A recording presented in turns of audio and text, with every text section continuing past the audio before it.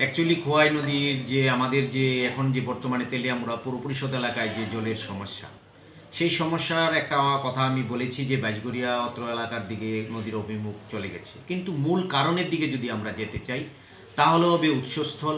উৎসস্থলে যে ধরনের বাধা বিঘ্নতা আছে তা একটা প্রধান কারণ।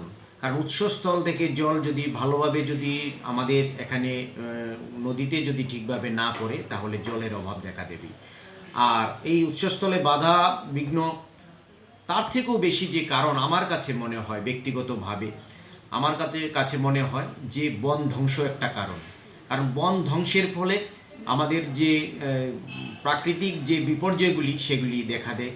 বন যদি না থাকে সে জায়গাতে বৃষ্টিপাত ভালোভাবে হবে না এবং রাবার প্ল্যান্টেশনের ফলেও জলের একটা অভাব দেখা দিচ্ছে, কারণ সেই গাছগুলি জল টেনে নিচ্ছে।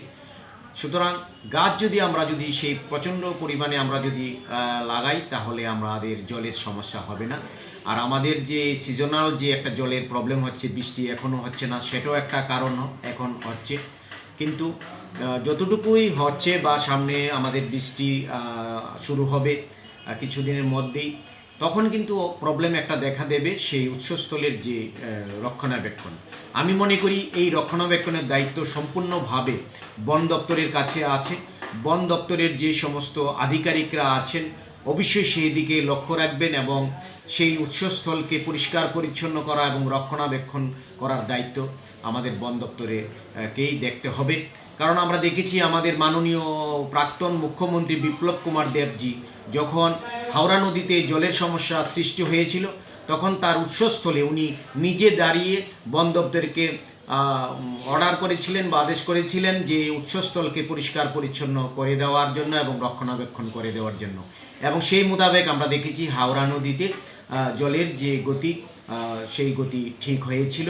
আমি চাইব যে বর্তমান সময়ে আমাদের মাননীয় বনমন্ত্রীর নিকট আবেদন রাখবো তেলিয়ামুড়া পৌর পরিষদের পক্ষ থেকে, এবং বন দপ্তরের কাছেও আমি আবেদন রাখবো আধিকারিকদের কাছে যে আপনারা উৎসস্থলগুলি রক্ষণাবেক্ষণ করুন এবং সেই রক্ষণাবেক্ষণের ফলেই আমাদের তেলিয়ামুড়ার বর্তমানে যে জলের সমস্যা সেই সমস্যা থেকেও আমরা দূরীভূত হতে পারব।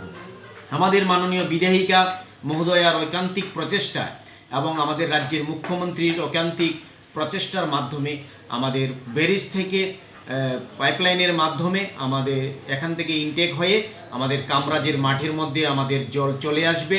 সেই কাজটুকু হতে যেহেতু প্রসেসিং হয়ে গেছে, আরও সময় লাগবে 6 মাস থেকে 1 বছর সময় লাগতে পারে। যদি এর আগে যদি সেরে যায় কাজগুলি তাহলে খুবই ভালো, তাহলে আমাদের তেলিয়ামুড়াতে আর কোনো জলের সমস্যা থাকবে না।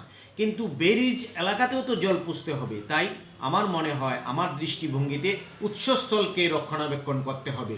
উৎসস্থল যদি ঠিক থাকে তাহলে সেখান থেকে জল ব্যারেজের কাছেও আসবে, আমাদের খোয়াই নদীতে সারা বছর জলের একটা গতিবেগ।